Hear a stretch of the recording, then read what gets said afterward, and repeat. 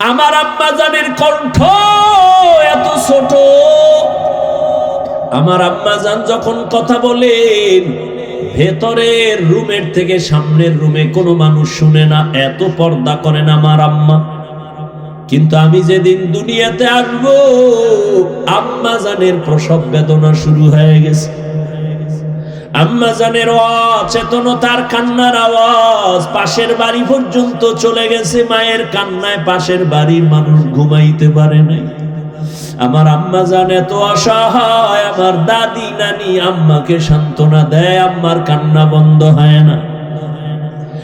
এক পর্যায়ে মা কান্না করে কয়, যাও, আমার মাথায় 7 আসমানের বোঝা, আমি মরিয়া যাব, যাও বের হও, আমার স্বামীকে একান্তে আমার 1 মিনিট কথা বলার সুযোগ দাও। আমার আব্বা জানের ডাইকে আমার আম্মা জান হাত ধইরা হাউ মাউ করে কান্না করেছেন আর বলছেন, ও স্বামী, মা বাবার মায়া ত্যাগ কইরা তোমার ঘরে আসছি, কিন্তু মন ভরে খেদমত করতে পারি নাই, মাফ করিয়া দিও, কোনো দাবি রাখবা না, আমি বিদায় হয়ে যাইতেছি। 7 আসমানের বোঝা মাথায়, বাচ্চার প্রসব বেদনা সইতে পারি না। আব্বা জানো চোখের পানি ছেড়ে বিবিকে ডাক দিয়ে বলছে, বিবি ধৈর্য ধারণ করো, কান্না করিও না বলিয়া আমার বাবা চোখের পানি নিয়ে দৌড়াইয়া যায় নামাজে চলে গেছে। সিজদায় গিয়া কান্না করে, হে মালিক, আমার স্ত্রীকে তুমি সুস্থ করে দাও, আমার সন্তানকে সুস্থ অবস্থায় দুনিয়ায় পাঠাও। ও আমার কলিজার যুবক, তুমি আমি দুনিয়াতে আসার সময় একটু হিসাব করো, মা কত কষ্ট করেছিলেন। জীবনের চামড়া খুলে যদি মাকে জুতা বানায় দাও, ওই 1 রাতের কান্নার ঋণ আদায় করতে পারবা না। কিন্তু একটু চোখ দুইটা বন্ধ করে দেখো, ওই মায়ের সাথে কত বেয়াদবি করছো। আরে এক আম্মা জান রাতের বেলা বাবার কিনারায় শুয়া শুয়া গুনগুন করে কান্না করে। আব্বা জান জিজ্ঞাসা করে, বিবি কেন কাঁদো? মা বলতেন, আমার মনে বড় কষ্ট। কি বলে? 1 সপ্তাহ হইছে সন্তান আমারে মা বইলা ডাকে না। কেন ডাকে না? কয়, আমি একদিন একটা সামান্য অন্যায় দেখছি, একটু ধমক দিছি, সন্তান অভিমান কইরা মা কয় না। বাসায় আইসা নিজে নিজে খানা খাইয়া বের হয়ে যায়, আমার দিকে তাকায় না, মা বলে ডাক দেয় না। আব্বা জান সান্ত্বনা দিয়ে কয়, বিবি ঘুমাও, খানাও খাও, সন্তান ভুল বুঝতে পাইরা একটু পরে আইসা তোমারে মা বলে ডাকবে। আব্বা জান ডাক দিয়ে কয়, স্বামী বুঝাইতে পারি না, যতবার আমি খানার প্লেট সামনে নেই আমার মুখে খানা যায় না, আমার ঘুমের বিছানায় ঘুম আসে না, আমার ঘুম থেকে খানা থেকে আমার কলিজার সন্তানের মা ডাকে এত মজা, আমি বুঝাইতে পারবো না রে স্বামী। আমার সন্তান যখন আমারে আম্মু বলি একটা ডাক দেয়, আমার কলিজা ঠান্ডা হয়ে যায়। ও সন্তানেরা, ওই মা ওই বাবাকে কে ভুলে গেছো? ওই মা বাবা বেঁচে থাকতেও তো রত্ন হিসাবে দোয়া নিতে পারলা না। আবার এই ময়দানে কত কপাল পোড়া বসে আছে, মা নাই, বাবাও নাই, জীবনে আর 1000 বার চাইলেও মা বলে ডাক দিতে পারবে না, আর কোনদিন বাবা বলিয়া ডাক দিতে পারবে না। আর যার মা বাবা বেঁচে আছে, তোমার কপাল কত ভালো, এখনো সময় আছে, তওবা করিয়া মাকে পাইলে হাত ধইরা দোয়া নিও। মাকে যদি বলতে পারো, মা আজকে ওয়াজের প্যান্ডেলে দেখলাম কত যুবকের চোখে পানি। আমার চোখে পানি নাই কেন মা? মনে হয় তোমার মনে আমি অনেক কষ্ট দিয়েছি, আমার আল্লাহ বেজার হয়ে গেছে। আজ তুমি আমার মাথায় হাত দিয়া দোয়া করে দাও, আর কোনদিন তোমাকে কষ্ট দিব না, বেয়াদবি করব না। মাকে যদি বলতে পারো, দেখবি মায়ের চোখের কোঠায় পানি চলে আসবে। সন্তানটারে ডাক দিয়ে বলবে, বাবা আয়, আয়, আমার বুকে আয়। মা একটা ডাক দিয়া মাথায় হাত দিয়ে একটা ডাক দিবে, ও আরশে আজিমের মালিক, আমার সন্তানটাকে কবুল করে নাও। ওরে যতই বাহাদুরি করি না কেন, আল্লাহর কসম, মা বাবার চোখের পানি আর দোয়া ছাড়া এই চেয়ারে বসতে পারি নাই রে বাবা। ওই মা বাবার চোখের পানি আর দোয়া ছাড়া আল্লাহর কসম তুমি আলেম হইতে পারো নাই। ওই মা বাবার চোখের পানি আর দোয়া ছাড়া টাকতে পারো নাই রে সন্তান, পরীক্ষায় পাশ করতে পারো নাই। ওই মা বাবার চোখের পানি আর দোয়ার কারণে আজকে তুমি টাকার মালিক, বাড়ি গাড়ির মালিক, সম্মানের চেয়ারের মালিক। জানোনি মা বাবা তোমাকে আমাকে নিয়ে জীবনের শুরু লগ্নে কি কষ্ট করেছে? এমনও বাবা মা ছিল দিনে কাজ না করলে ঘরের চুলায় আগুন জ্বলে নাই। কত কষ্ট করে মা বাবা জীবনটা কাটাইছে রে সন্তান। মাঝে মাঝে মায়ের মনে চাইতো ফল খাবে, টাকার কারণে কিনতে পারে নাই। মাঝে মাঝে বাবার মনে চাইতো ইলিশ মাছ দিয়া খানা খাবে, টাকার অভাবে কিনতে পারে নাই।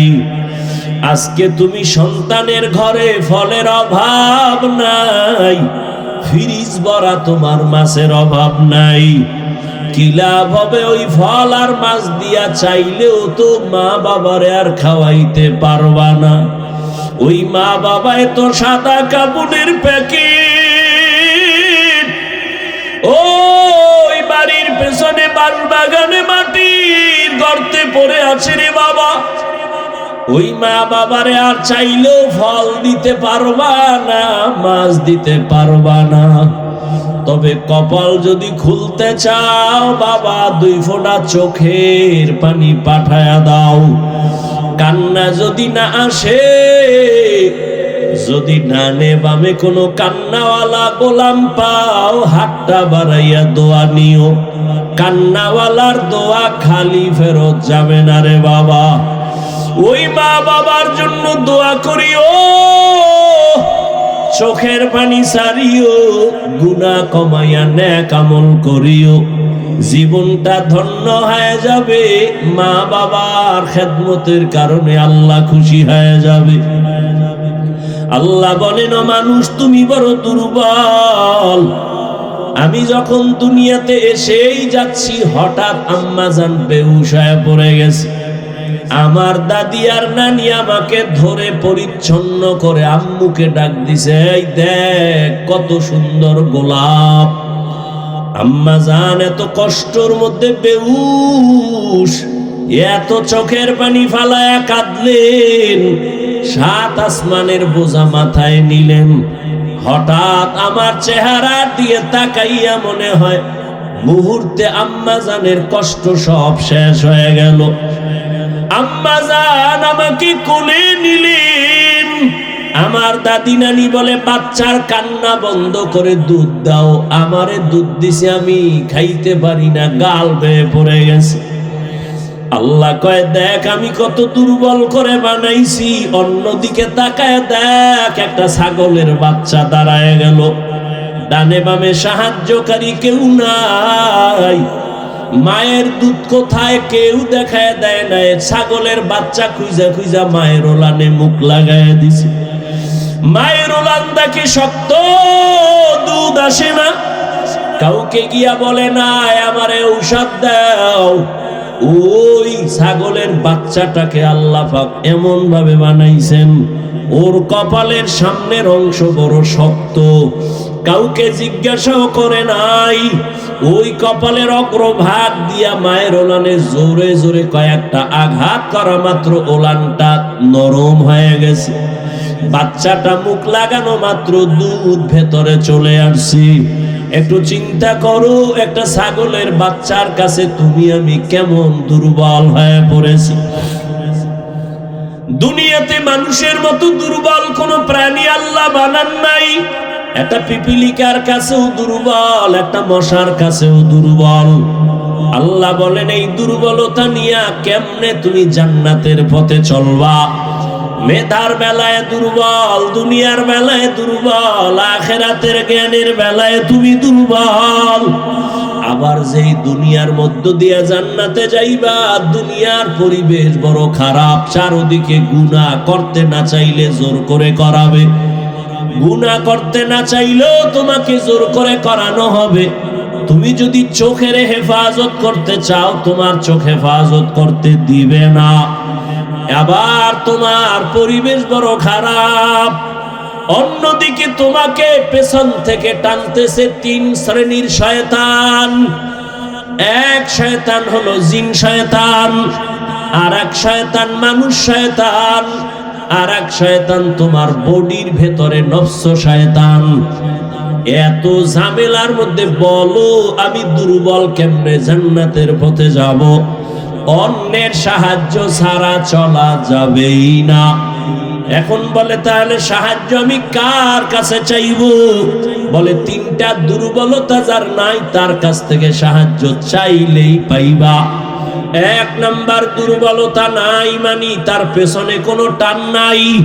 দুনিয়াতে যত মানুষের পেছনে টান, সামনে যত যেতে চাই পেছন থেকে আমার সন্তান ডাকে বাবা দাও, স্ত্রী বলে দাও, মা বলে দাও, বাবা বলে দাও, যত আগাতে চাই পেছনে তত টান। দুই নাম্বার দুর্বলতায় জমিনে যার অভাব নাই। দুনিয়াতে একটা মানুষও পাওয়া যাবে না যার অভাব নাই, বরং যার টাকা যত বেশি তার অভাব তত বড়। যত বড় লোক সব অভাবী। গরিবেরা যদি বড় লোকের কাজ না করেও ভঙ্গু, ও জনমের মতো ভঙ্গু। ওর খানা পাকায় দেয় কাজের লোক, কারণ বিয়া করছে চৌধুরী বংশের মাইয়া, পাক কইরা খাওয়াইতে পারবে না। আগুনের কাছে গেলে চেহারাটা ঝলসে যাবে, এই জন্য বউ দিয়া পাকায় না, কাজের মাইয়ার হাতের পাক খায়। কপাল কত সুন্দর, এমন কপাল আপন স্ত্রীর হাতের খানা কপালে নাই। ওরে আল্লাহর গোলাম, দুনিয়াতে অভাব ছাড়া কেউ নাই। তিন নাম্বারে যার কোনো স্বার্থ নাই। দুনিয়াতে খুঁজে দেখলাম স্বার্থ ছাড়া কোনো মানুষ নাই। অভাব নাই, স্বার্থ নাই, পেছনে টান নাই, এমন কোনো মানুষ নাই। তবে হ্যাঁ, একজনই মাত্র পাবো যার তিনটা দুর্বলতা নাই, পেছনে টান নাই, স্বার্থ নাই, অভাব নাই। তিনি হলেন একমাত্র আমার আল্লাহ। ইয়া আইয়ুহান নাস আনতুমুল ফুকারাউ ইলাল্লাহ ওয়াল্লাহু হুয়াল গানিয়্যুল হামিদ।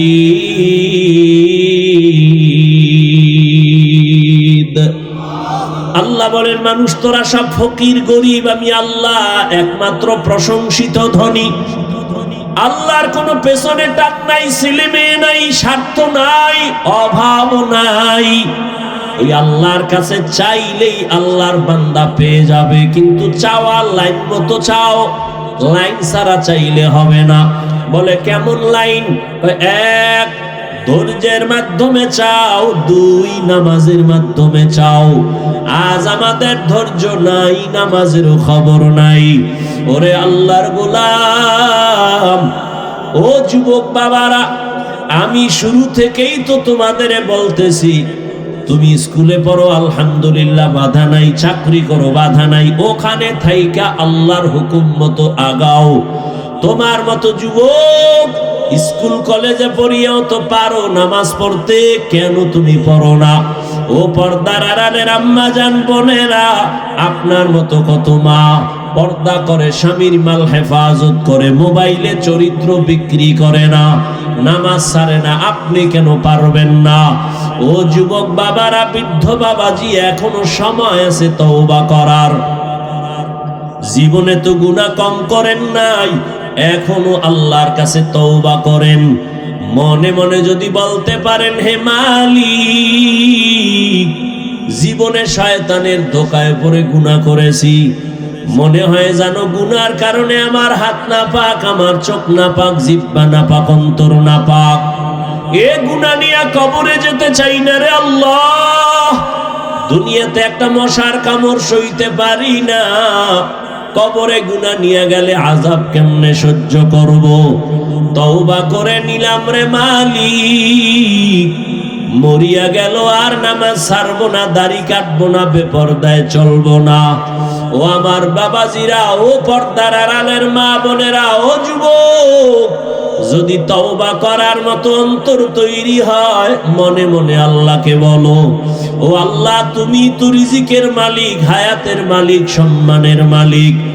মরিয়া যাই আর বেঁচে থাকি, আর কোনোদিন চাকরি করি, ব্যবসা করি, তোমাকে ভুলবো না। উলামায়ে কেরামের পরামর্শ নিয়ে নবীর তরিকায় চলবো, মা বাবার দোয়া নিয়া, মুরব্বী শিক্ষকদের দোয়া নিয়া চলবো, আর গুনাহ করব না।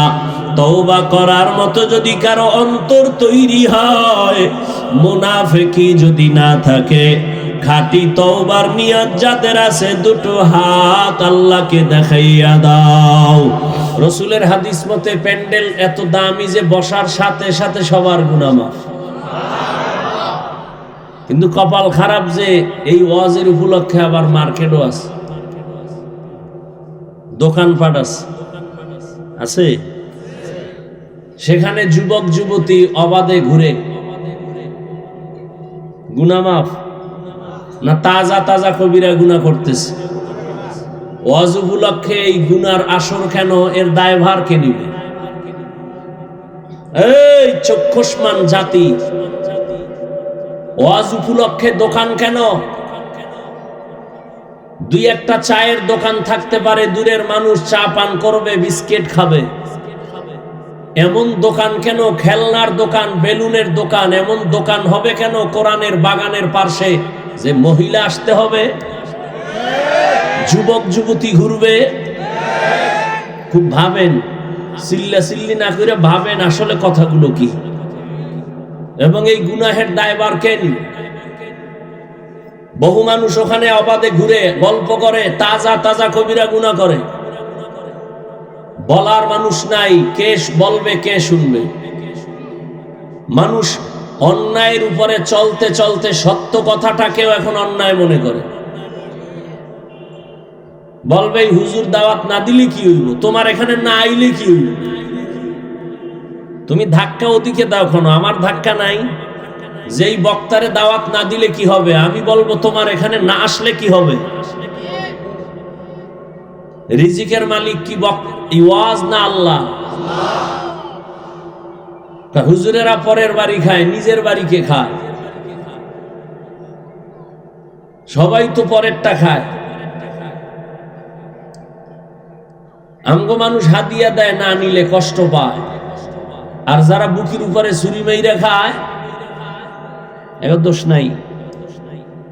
শাটার টান দিয়া বন্ধ করে টাকা চায়, ওই যে বলছি ধান্দাবাজ আর চান্দাবাজ। এই জমিনের মধ্যে উলামায়ে কেরাম যেই পরিমাণ কষ্ট করে, এই পরিমাণ কষ্ট পৃথিবীর দ্বিতীয় কোনো মানুষ করে না। খুব বুঝেন, কথা বুঝেন, তালে লাফাইছেন বহু বছর, বুঝেন। দুনিয়াতে উলামায়ে কেরামের মতো কষ্ট কেউ করে না, করে উলামায়ে কেরামের মতো করে না। নাম্বার 2, দুনিয়ার মানুষ কষ্ট করে নিজের পেটের জন্য, পরিবারের জন্য, উলামায়ে কেরাম নিঃস্বার্থভাবে কষ্ট করে উম্মতের জন্য। এজন্য বলি, জাতি, যুবক, জীবনে বহু বন্ধু পেয়েছো, সব স্বার্থপর। তোমার জীবনের কলিজার আপন নিঃস্বার্থ বন্ধু একমাত্র উলামায়ে কেরাম। কি পরিমাণ আমাদের গালি দাও সব আমরা জানি, কানে শুনি, একটা গালির জবাব দেই না। তোমার পার্শ্বে দাঁড়াইলে তোমার প্রস্রাব করে পানি নাও না, বিড়ি টানো, গাঞ্জা খাও, নেশা পান করো, ওদিকে না তাকায় হাসি মুখে সালামটা আলেমরা আগে দেয়, বুকে লাগায়। যদি তোমার মতো জ্ঞানী হইতাম তাহলে কানের উপর একটা থাপ্পড় দিয়া বলতাম, দূরে সর, তোর গায়ের থেকে গন্ধ আসে। তোমরা আলেমগো বোকা বলো না, আমরা এই জন্য বোকা, নাহলে কানের পর্দা ফাটায় দিতাম। আমরা বোকা দেখা বুকে লাগাই, তোমার ময়লা বুকে লাগাই, গালি দাও জবাব না দিয়া বুকে লাগাই। বড় দোয়া করে না কোনো আলেম, কলিজা দিয়া দোয়া করে। কোন আলেম বড় দোয়া করে না, করলে চাকার তলে মাথা চলে যাইতো, মুহূর্তের মধ্যে টেরও পাইত না। এই বাংলাদেশে যত আকাম কুকামার ঝামেলা দেখো, সবগুলো উলামায়ে কেরামের সাথে বেয়াদবির ফলাফল।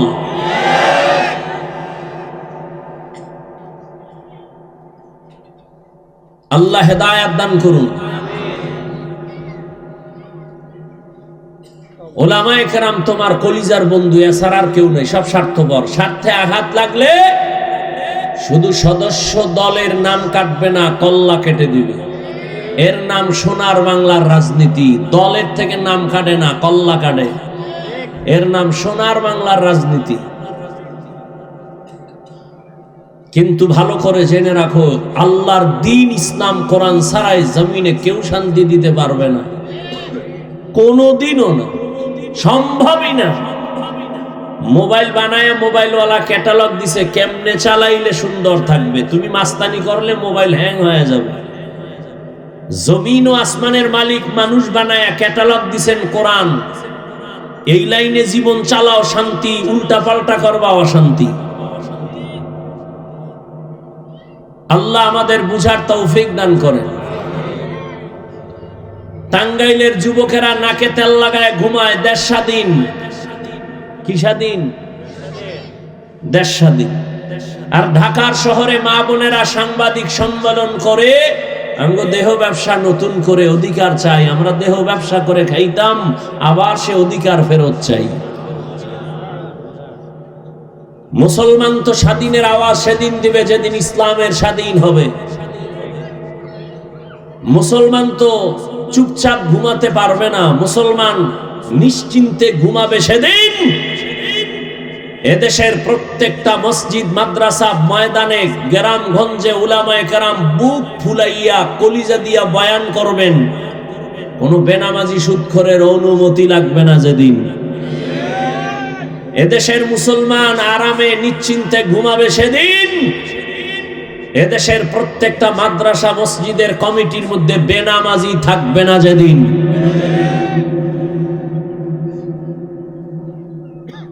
আল্লাহ হেদায়েতের দৌলত দান করেন। এত রাত্র কষ্ট করে বসে আছেন, কত আশা নিয়ে এই বয়ান হুনার জন্য তো বসেন নাই। সত্য কথা বলবে কে আর শুনবে কে? আমরা না বললে বলবে কে? ভুল হলে দাঁড়ায় যাবেন যে হাফিজ ভাই কথাটা কোরআন সুন্নাহর ব্যতিরেক, যৌক্তিক নয়, কানে ধরে সবার সামনে তওবা করব। এবং এই ভয়ও নাই যে আমি আপনাদেরকে সবাইকে বড় হুজুর বানায় এখান থেকে যাব, না, এত ঠেকা আমার নাই। বরং আমি আপনার দরদি হইয়া আপনাকে চাইব, আপনার চেয়ারে রাইখা জান্নাতের পথ কেমনে পান সে পরামর্শ দিব, অন্য কিছু না। আপনি স্কুলে পড়েন, কলেজে পড়েন, চাকরি করেন, ব্যবসা করেন, ওখানে থেকে কিভাবে জান্নাত পাবেন সে পরামর্শ দিব, অন্য কোনো বয়ান নেই। আমি বলবো না যে আমি পাঁচকল্লি মাথায় দিছি আপনারাও দেন, না হয় জাহান্নামী। আমি কওমি মাদ্রাসার সন্তান, আপনি কওমিতে আসেন, না হয় জাহান্নাম। আমি তাবলীগের লাইনের সন্তান, এই লাইনে আসেন, না হয়। আমি পীরের মুরিদ, আপনি পীরের কাছে যান, না হয় জাহান্নামে যাবেন। না, এমনটা বলি নাই, বলবো না।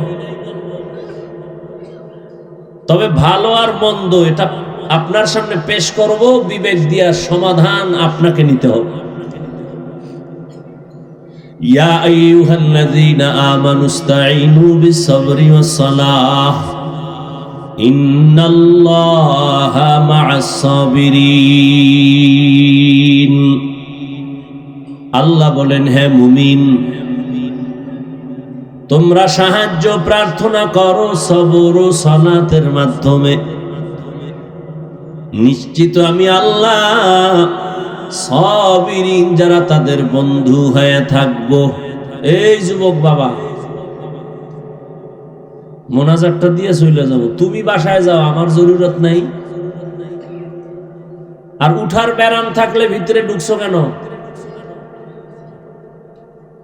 কত আলেমরা মাঠে বসা, কত সাদা দাড়িওয়ালারা বসা, এদের ডেঙ্গিয়ে বের হও, ভয় লাগে না? মাওলায় যদি বাসায় আগে না নেয় যাইতে পারবা?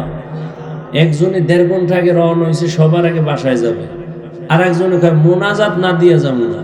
তো মোনাজাত দিয়ে বিদায় হেরে গিয়ে দেয় রাস্তার মাঝে খাড়ায় রয়েছে, চাক্কা 3টা ভাঙচার হয়ে গেছে। এখন এই রাত্রে হসপিটাল পাবে কই? উনি তো চলে গেছে। আর ওই যে আগে বাসায় যাইব বইলা এই লোকটা চাক্কাও ঠিক করতে পারে নাই, হাঁটতে হাঁটতে রওনা হইয়া ফজরের সময় গিয়া বাসায় হাজির। মাওলায় না নিলে তুমি যাবা কেমনে? আল্লাহ হেদায়েতের দৌলত দান করে। এই মজলিস বড় দামি, তোমার কাছে দামি মনে হয় না? থানার পুলিশ আসামি ধরে থানায় নিয়ে বেতের বাড়ি দিছে, চিল্লায় যদিও চোখে পানি নেই, কান্দে না।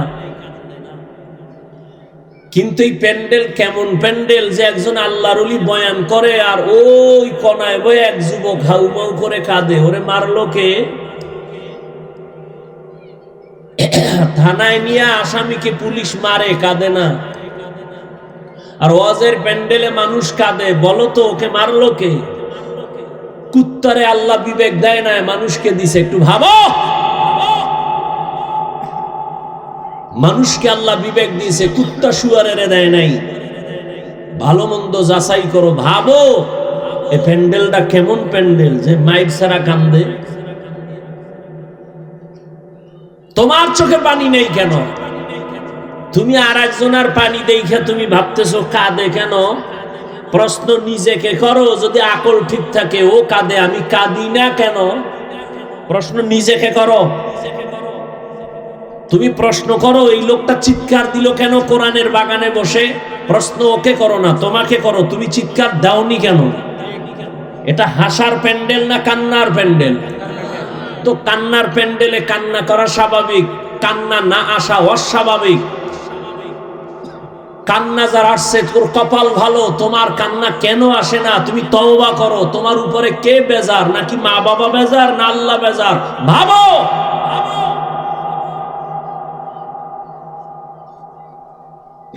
কার বরদোয়া লাগছে কপালে যে কারণে কলবটা পাথরের মতো শক্ত, চোখে পানি আসে না? হাফিজুর রহমান কি হেদায়েতের মালিক? কপাল যদি পুইরা যায়, হাফিজুর রহমান কেন আর মক্কা মদিনার ইমাম কেন? স্বয়ং রসুল যার চেহারা মোবারক একবার দেখলে জাহান্নামের আগুন হারাম, যে রসুলের চেহারা মোবারকের দিকে তাকাইলে পেটের ক্ষুধা থাকে না, সেই রসুলকে 13 বছর দেখলো, বয়ান শুনলো, কালেমা পড়ে না। এর নাম কপাল। এই বেঈমানের নাম জানেননি? এর নাম কপাল। আর অন্যদিকে 27 বছরের যুবক তরবারি নিয়ে যায় নবীকে জবাই করতে। নবীজির চেহারা দেখে তরবারি ফালায় একা নবী কল্লা কেটে দেন, তবে কালেমার রশিটা আগে লাগায় দেন। এর নাম কপাল। কেউ এখান থেকে বয়ান করে আবু জাহালের মতো বয়ান শুনে রাস্তায় গিয়া দোষ শুরু করবে, কপাল। আর কেউ ওমরের মতো মেজাজ নিয়ে বৈশা গুনার কথা স্মরণ করে তওবা করবে, আরে আমি ভাবছিলাম অনেক বড়, আসলে তো আমি কুত্তার চেয়েও খারাপ। কুত্তা তো মালিকের মানে, বেতন পায় না, লাত্তি পায়, আর বড় মালিকের মানে। আমি তো মালিকের সব খাইয়া মালিকের চিনি না, মানবো কি? আমি তো কুত্তার থেকেও খারাপ। ওমরের মেজাজওয়ালা চোখে পানি নিয়ে চবে ফজরে মসজিদে হাজির। এর নাম কপাল। ওয়ালাকাদ যারানা লিজাহান্নামা কাসীরাম মিনাল জিন্নি ওয়াল ইনসি লাহুম কুলুবুন লা ইয়াফকাহুনা বিহা ওয়া লাহুম আ'য়ুনুন লা ইউবসিরুনা বিহা ওয়া লাহুম আযানুন লা ইয়াসমাউনা বিহা উলাইকা কাল আনআমি বাল হুম আযাল উলাইকা হুমুল গাফিলুন।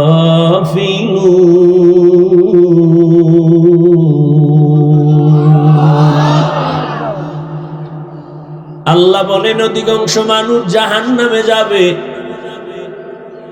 কম না বেশি? অধিকাংশ মানুষ জাহান্নামে যাবে, কারণ আমি আল্লাহ তাদেরকে একটা কলব দান করেছি, ফিকির করবে, গবেষণা করবে, করে না। আমি আল্লাহ চক্ষু দিছি দেখার জন্য, দেখে না। আমি আল্লাহ কান দিছি শোনার জন্য, শুনে না। তা কি পট্টি বাইদা রাখছে? কয় না, যা দেখতে বলেছি দেখবে, কিন্তু নিষেধ যা করেছি তা দেখে। এ দুটো চোখ দিয়া মা দেখবে সওয়াব, এ দু চোখ দিয়া বাবার চেহারা দেখবে সওয়াব,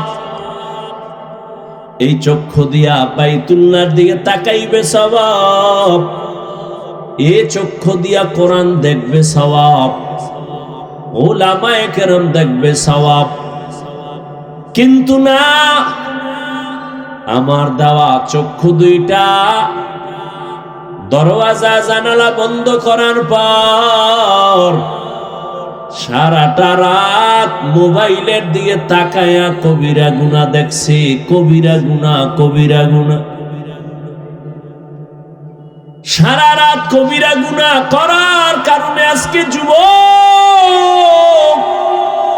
চেহারাটার মধ্যে কোনো নূর নাই। চেহারাটার দিয়ে তাকাইলে মায়া লাগে না রে বাবা। কেন? 40 বছর পর্যন্ত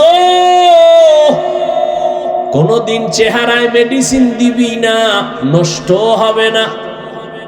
কিন্তু যুবক, তোমার মাত্র 30 বছর, বলো তোমার চেহারার মধ্যে কেন নূর নাই, আকর্ষণ নাই, দেখলে কেন মায়া লাগে না? সারা রাত গুনাহ করেছো মোবাইলে, এর কারণে আমার আল্লাহ তোমার উপরে বেজার, চেহারার নূর আল্লাহ নিয়ে গেছেন। শুধু কি তাই, এই মোবাইলের কারণে তোমার যৌবন শেষ, তোমার চোখের পাওয়ারও শেষ, তোমার মাথা ব্যথা আগের তুলনায় বেড়ে গেছে। মোবাইলের কারণে তোমার হার্ট দুর্বল হয়ে গেছে, কিডনি ড্যামেজ হতে চলছে, তোমার খবর নাই। এমন একটা সময় আসবে, আসল সময়, চোখের পানিগুলো পড়বে, চোখের পানি মুছার আপন কেউ থাকবে না। সময়ের কালে যৌবন পাবি না, কান্নার আওয়াজ। সময়ের কালে চোখের পাওয়ার থাকবে না, শুধু কান্নার আওয়াজ। ও যুবক, তোমার মতো যুবক কি তোমার লাইনে নাই? 5 বেলার নামাজ পড়ে মোবাইলে গুনাহ করে না, দাড়িওয়ালা, জীবনে মাদ্রাসায় পড়ে নাই, তোমার লাইনে, জেনারেল লাইনে থাইকাও নামাজ ছাড়ে না, নাই? তুমি দরওয়াজা জানালা আটকাইয়া তোমার পায়ের জুতা খুইলা কপালে বাড়ি মাইরা বলবি, আরে কপাল পোড়া, তোর কপাল এত খারাপ কেন? তোমার মতো যুবক স্কুল কলেজে পড়ে, নামাজ পড়ে, দাড়িওয়ালা, ঢাকা বিশ্ববিদ্যালয়ে যাইয়া দেখো, পেছন দিক দিয়া তাকাইলে মনে করবা মসজিদের খতিব, অথচ জীবনে মাদ্রাসায় যায় নাই। মনেরে বুঝাইও রে বাবা, তোমার মতো যুবক রাস্তায় গাড়ি চালায়, আজান হলে নামাজে দাঁড়ায়, বলো তুমি কেন পারো না? তোমার উপরে কার যেন অভিশাপ লাগছে। খোদায় কানে দইরা তওবার প্যান্ডেলে বসাইছে, ওমরের মতো মনটা তৈরি কর, আজকে এখান থেকে গুনাহ নিয়া বাসায় যাবি না। মোনাজাতে কান্না করে তওবা করবি, খোদা তোমার দেওয়া সূর্যের আলো, চাঁদের আলো, পানি, বাতাস সব আমি ভোগ করেছি, অথচ কত নাফরমানি করেছি। আজ তুমি দয়া করে বেহেশতের ময়দানে বসাইছো, মইরা গেলে যাব, তওবার নিয়ত করতেছি, আর দাড়ি কাটবো না, নামাজ ছাড়বো না, বেপরদায় চলবো না, মা বাবার সাথে বেয়াদবি করবো না।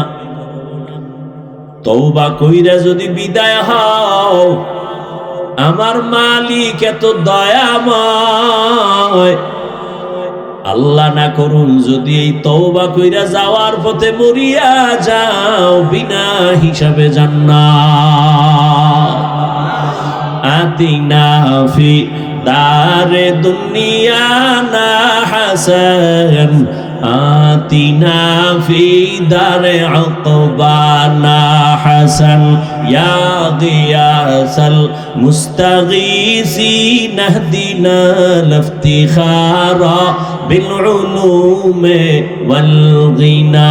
হর গরিদে নেকো তু তৈয়ার है, जो ना मांगे उससे तू बेजार है। আল্লাহ বলেন, ও মুমিন সাহায্য প্রার্থনা করো সবর ও সালাতের মাধ্যমে, আমি আল্লাহ সাবিরিনদের সাথেই থাকবো। নবীজি বলেন, মাইয়ুরিদিল্লাহু রাইয়ুসিব মিন, আল্লাহ যাকে বেশি ভালোবাসেন মুসিবত দিয়া পরীক্ষা নিবেন। মুসিবত আসাটা আল্লাহর বড় নেয়ামত। যে ব্যক্তি আল্লাহ মানে, আল্লাহর এক বান্দি, ভালো বাবার সন্তান, স্বামীর ঘরে আসছেন, বহুদিন পরে হঠাৎ একদিন স্বামীকে প্রশ্ন করল, ও স্বামী আমার, তুমি আমাকে বলবা তুমি আমাকে কেমন ভালোবাসো, মহব্বত করো? বলে আমার জীবন দিয়া, বলে দলিল, বলে তুমি আমার জীবন আর মরণ। বলে আমার জন্য তুমি সব দিবা? বলে সব, চাইলেই দিব, চাওয়া মাত্রই দিব। স্ত্রী যেহেতু ভালো বাবার সন্তান, স্বামীকে একটু পরীক্ষায় ফেলছে, বলে দিবা কাহা? চাইলেই দিবা, চাইলেই। তালাক দাও। কি দাও? স্বামী বলে, এটা কি বললাম, মরে যাব, কিন্তু এটা কি কখনো সম্ভব? মৃদু হালকা একটু তর্ক সমাধানের জন্য দরবারের নবুবীতে রওয়ানা। আপনাদের খারাপ লাগতেছে? একটু আওয়াজ দিয়েন, কথার কোন জায়গায় কি জবাব দেওয়া লাগে। সারা দিন দোকানে বগর বগর করতেই থাকে, ঘুমের ভিতরেও কথা, আর যেহেনে লাগে হেনে কথা না। কিছু মানুষ আছে না, হুদাও কথা কয়, এহেন আইলে বোবা, ভাবলো বয়ে রয়েছে চেয়ারম্যান, আর দোকানে বইয়া হুদা ফাও কথা বইলা ফিরি ফিরি চা খায়।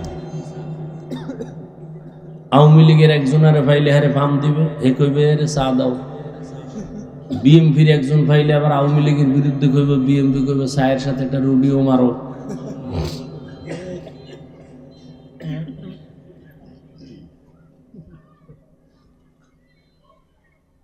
স্বামী আর স্ত্রীর মাঝে মৃদু তর্ক,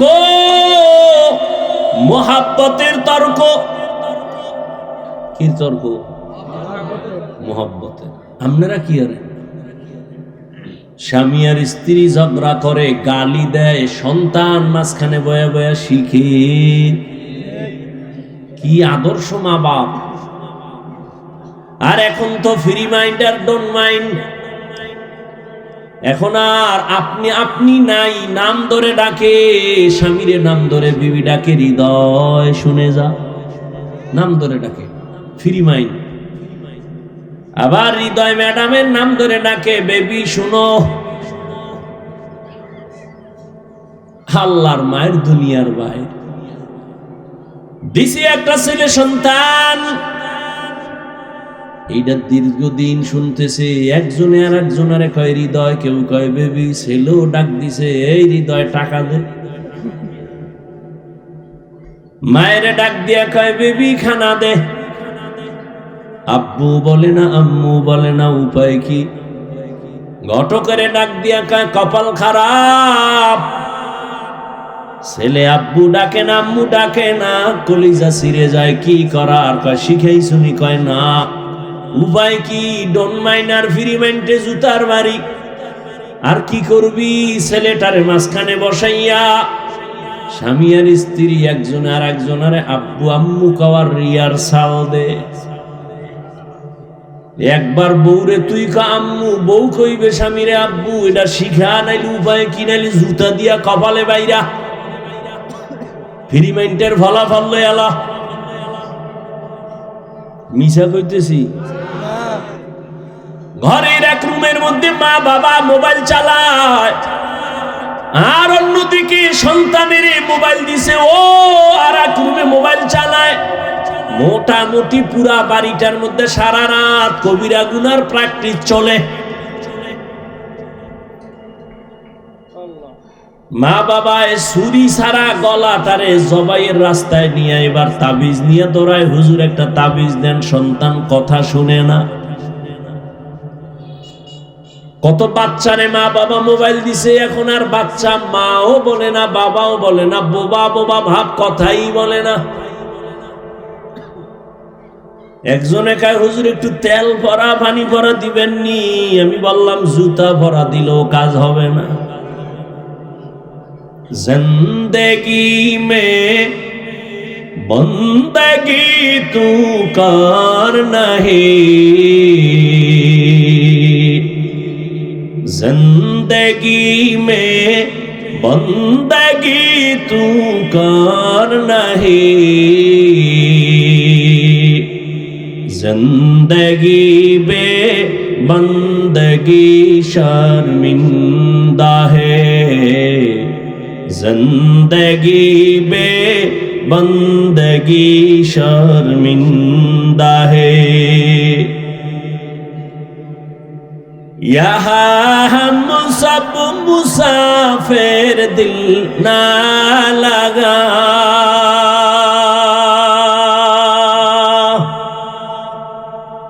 अहले दिल की नजर से रूह करता जा,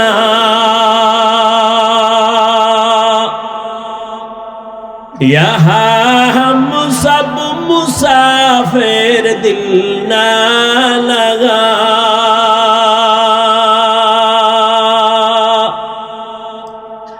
अहले दिल की नजर से रूह करता जा, शाह दौलत सब फकीर घर नेक नहीं, शाह दौलत सब फकीर घर नेक नहीं, जिंदगी में बंदगी तू कर नहीं, जिंदगी में बंदगी तू कर नहीं,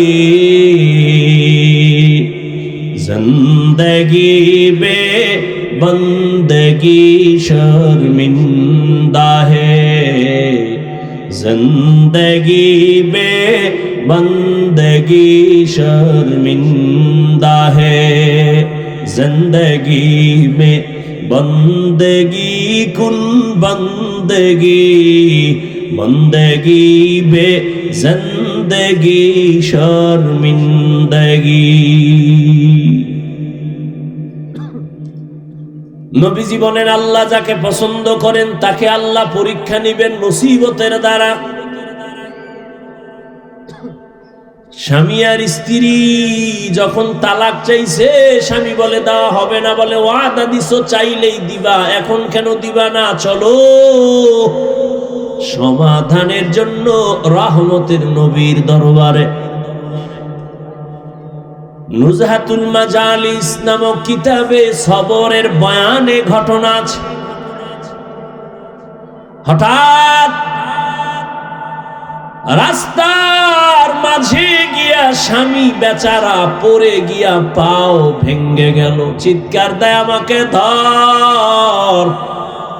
চোখ বেয়ে পানি পড়ছে, আমি সহ্য করতে পারি না ব্যথা, আমাকে ধরো, ও মালিক আমারে মাফ করো। স্ত্রী কয় নবীর দরবার বাদ, চলো বাড়ি চলো।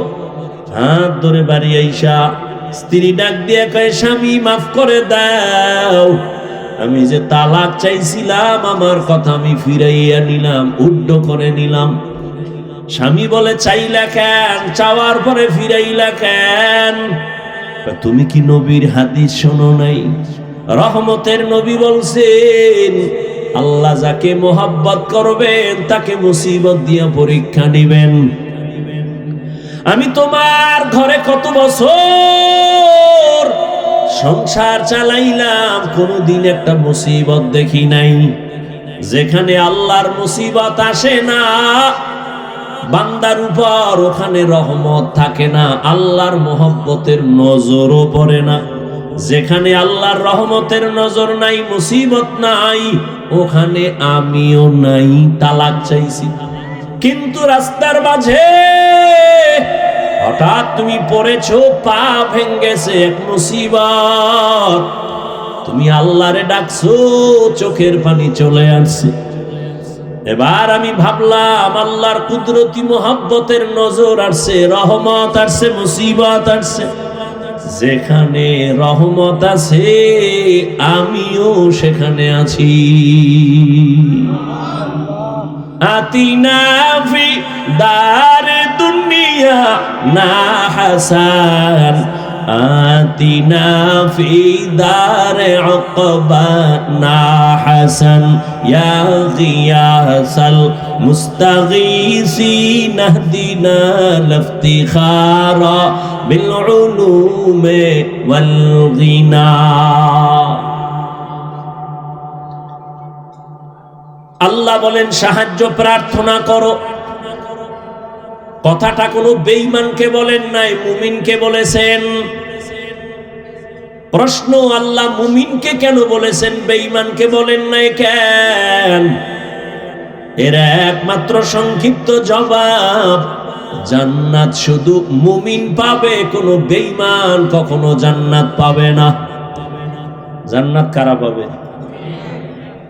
এই বয়ান শেষ, বক্তব্য শেষ, বাকি শুধু হাত দুইটা উঠাবো, মোনাজাতটা দিব, আর হাত যদি উঠাইয়েই ফালাই, চিল্লাইলো আর 1 বছর আগে দেখা হবে না, মোনাজাতের হাতও আর নামবে না। কষ্ট কইরা কথা বলতেছি, ঝামেলা কইরা মোনাজাতটা দেওয়ায় দিলে কিন্তু আর শেষ, কপাল নিজেরটাও গেল, আমারটাও গেল। ধৈর্যের সাথে যদি শুনেন তাহলে আমি বলতেছি, বলতে থাক। মাওলা চাইলে হবে, বান্দা চাইলে হবে। এনে ঘুমায় বয়ে, কেউ বাদাম খায়, 2 ঘন্টা বাদাম খাইলে পেট ভরবো, না খাইলে মরবেন। তো অজের ভ্যান্ডেলে খাওয়ান কেন? এখানে যদি গুনার চিন্তা করে ভাবেন আল্লাহ আমি মাপ পাইলাম নি, সে খানার দিকে তাকায় কখন? মোবাইল নিয়ে ব্যস্ত হয় কখন? এই মোবাইল নিয়ে যারা ব্যস্ত, এগুলো কলবের দরজা বন্ধ। কপাল খারাপ, কি করা? 24টা ঘন্টা মোবাইল নিয়ে মরে।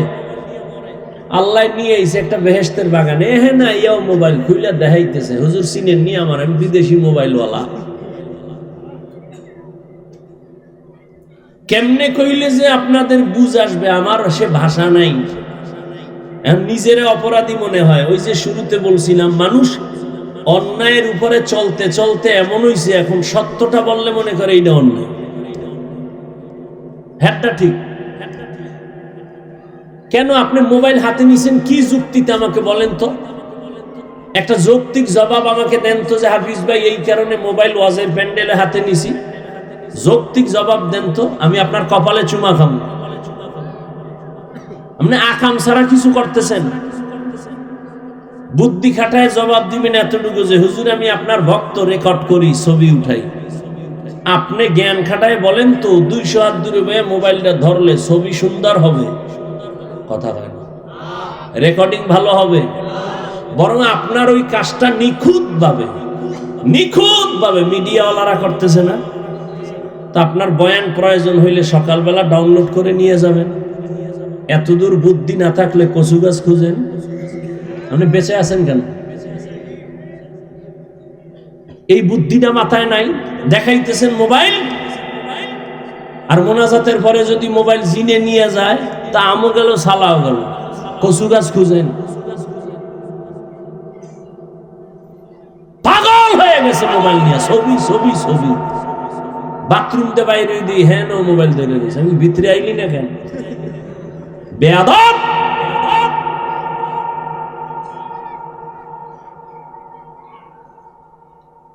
সরকারের অর্ডার ছাড়া আর মদিনার অর্ডার ছাড়া ভিন্ন কোনো কারণে ছবি তোলা 1000 কোটি বার হারাম, কবিরা গুনাহ। পাগল হয়ে গেছে ছবির জন্য।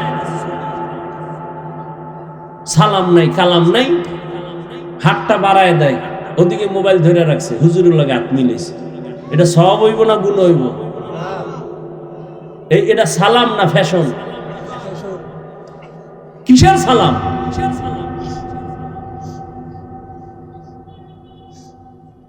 পাও ধরে যদি হিন্দুরে বুঝাইতাম না, সবটি মদিনার পাগল হয়ে যেত। মুসলমান দিবি খোদায় পারে না, আমি কেমনে পারবো? এত বড় মহামারী দিয়েও দাড়ি উড়াইতে পারে নাই। করোনা দিছে, এরপরও মদখোর মদ ছাড়ে না। আলেমের সাথে বেয়াদবি বন্ধ হয় না, সুদখোর সুদ ছাড়ে না। তা আমি কি পারবো?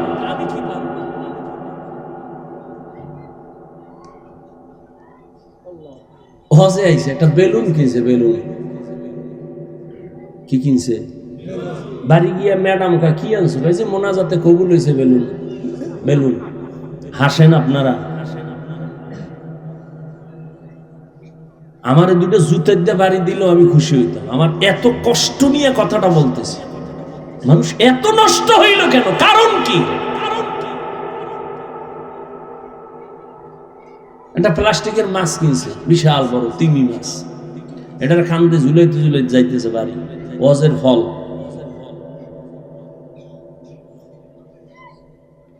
ঘুমের মধ্যে ঠাডা পড়তো, খালি মোহাম্মদের উম্মত হইছে, এই জন্য বাইসা গেল। মোহাম্মদের উম্মত না হইলে ঘুমের থেকে উঠাতে একটা চেহারা কুত্তার মতো হয়ে গেছে, শুকরের মতো হয়ে গেছে। মোহাম্মদের উম্মত হয়ে সারলা, কপাল খারাপ, চিনলা না সে মোহাম্মদ নবীকে।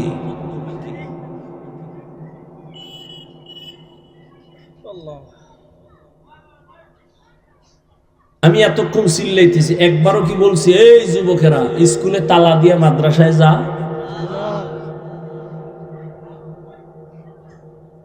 আর কেমনে বুঝাইলে এ জাতি দিনের পথে আসবে? কই আমার দলের দিকে ডাকি নেই তো, আমার দলই নাই, আবার ডাকমুখী।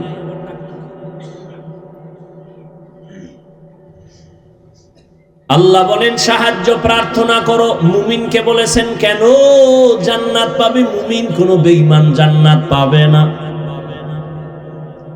আর মুমিনেরাও যে জান্নাত পাবে বড় ফিডাফিডির পরে, আগে না। এবার বুঝেন, মুমিন জান্নাত পাবে এটা ফাইনাল। তবে মুমিন যে ভাবে কত ফিডা আছে কপাল। কেন আপনারা জানেন, স্মরণ করায় দিচ্ছি 1 মিনিট।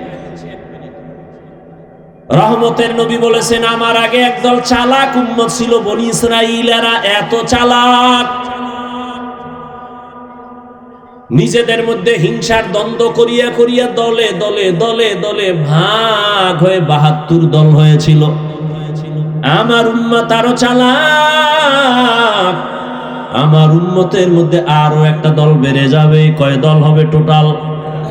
কুল্লুহুম ফিন্নার, সব জাহান্নামে যাবে, ইল্লা মিল্লাতান ওয়াহিদা, একদল জান্নাতে যাবে। ক্বালু মান হিয়া ইয়া রাসূলুল্লাহ, সাহাবায়ে কেরাম বললেন ইয়া রাসূলুল্লাহ, যেই দলটা জান্নাতে যাবে তাদের পরিচয় কি? রহমতের নবী বলেন মা আনা আলাইহি ওয়া আসহাবি। নবী যদি বলতেন আমি মুহাম্মদের আদর্শ যারা মানবে জান্নাতি, যথেষ্ট ছিল। কিন্তু নবী এতটুকু বলেন নাই। নবী বলেন আমি মুহাম্মদ আর আমার সাহাবায়ে কেরাম যে আদর্শের উপরে আছে, এই আদর্শ মানিয়া যারা চলবে তারা জান্নাতে যাবে। অতএব এখন ভালো করে শুনেন, দুনিয়ার মধ্যে যারা বলে আমি মুহাম্মদ নবী মানি, সাহাবা মানি না, তাদেরকে ভেবে নাও তারা মুসলমান ঠিক, তবে ৭২ দল জাহান্নামীদের অন্তর্ভুক্ত। আর একটা পয়েন্ট এখানে আপনারা হয়তো শুনেন নাই, শুনে থাকলে আবার শুনেন। ৭২ দল জাহান্নামে যাবে। এই যে ৭২ দল জাহান্নামী, এখানে কোনো হিন্দু নাই, বৌদ্ধ নাই, খ্রিস্টান নাই, ইহুদি নাই, সব মুমিন আর মুসলমান। এই যে ৭২ দল জাহান্নামী, এরা কি বিধর্মী? প্রত্যেকটা ৭২ দলের লোক মুমিন মুসলমানের ভেতর থেকে। এবার বুঝেন কোন কাতারে আছি, চিন্তা করেন। আল্লাহ আমাদের সবাইকে হেদায়েত দান করেন। আল্লাহ বলেন সাহায্য প্রার্থনা করো হে মুমিন। এখন প্রশ্ন হলো সাহায্য চাইতে বললেন কেন? সাহায্য তো চাইবে ওই ব্যক্তি যে একা চলতে পারে না, সে আরেকজনের সাহায্য চায়। আল্লাহ বলেন মুমিন তোমরা সাহায্য প্রার্থনা করো। কেন সেই প্রশ্নটা 1 মিনিটে বলবো, বুঝেন। নাম্বার 2, সাহায্য যদি প্রয়োজন হয় কার থেকে আমরা চাইবো সেটাও আমাদের ফয়সালার বিষয়। যদিও জিগাইলে সবাই কইবো আল্লাহর কাছে চাইবো, কিন্তু এটা তাজা মিথ্যা কথা। কারণ এই দেশের জাতি যদি আল্লাহর সাহায্য চাইতো, সুদি কারবারি এনজিওরা 100 বছর আগে পালায় যাইতো। বরং এখন এনজিও আরো জেতা হয়ে গেছে। 20 বছরে যে গর্তের মধ্যে ছিল, এখন স্বাধীন হওয়ার পরে তাজা, কি তাজা হয়ে গেছে সব এনজিও। আল্লাহ হেদায়েত দান করেন।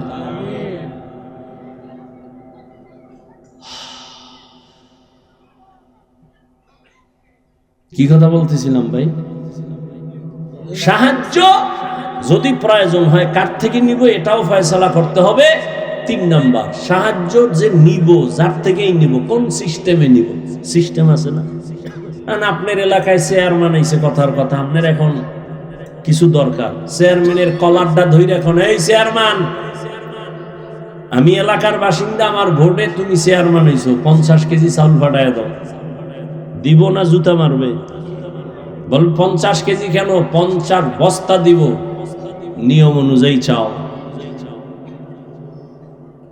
সাহায্য চাইবো কেন? প্রথম প্রশ্ন, কেন সাহায্য চাইবো? সাহায্য তো ওই ব্যক্তির প্রয়োজন যে একা চলতে পারে না। তার জবাব আল্লাহ কয় সব মানুষ তুমি এতটাই দুর্বল। ওয়া খুলিকাল ইনসানু যায়ীফা, আমি মানুষকে বড় দুর্বল করে বানাইছি, এরা সবাই দুর্বল। একটা ছাগলের বাচ্চা সবল, মানুষ দুর্বল। একটা ছাগলের বাচ্চা যখন দুনিয়াতে আসে, তাকাইয়া দেখি ওরে আকলওয়ালা মানুষ। ছাগলের বাচ্চা দুনিয়াতে আসা মাত্র 4 পায়ে দাঁড়ায় যায়, ডানে বামে সাহায্যকারী কেউ নাই।